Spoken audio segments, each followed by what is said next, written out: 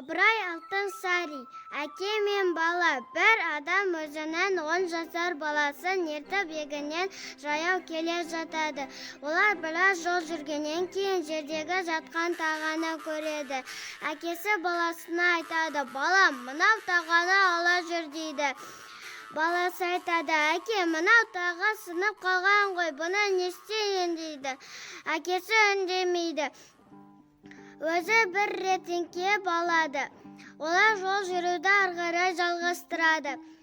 Әкесі біраз жол жүргеннен кейін қаланың шеті көрінеді. Ол жақта темір ұстаушылар жұмыс істейді. Әкесі бағанағы тағаны 3 тиынға сатады. Олар біраз отырады. Әкесі жол жүруді ары қарай жалғастырады. Олар біраз жол жүргеннен кейін шие сатып отқан адамдарды көреді. Әкесі біраз шиені 3 тиынға сатып алады.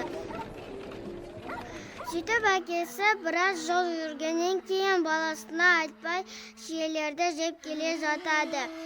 Сөйтіп әкесінің қолынан бір шие түсіп қалады, екінші шие түсіп қалады. Үшінші шие түскеннен кейін бала оны да ерінбей еңкейіп алады. Әкесі алды-артына қарамайды. Сөйтіп олар біраз жол жүргеннен кейін әкесі баласын тоқтатады. Өзін де тоқтайды. Сөйтіп әкесі біраз жол жүргеннен кейін айтады: «Балам, көрдің бе, сен бағанағы тағаны менсінбей алмай қойып едің. Бір рет еңкейетін жерге 10 рет еңкейдің. Есіңде болсын, аз жұмысты көп сынсаң, көп жұмысқа тап боласың. Азған қанағат етпесең, көптен құр қаласың».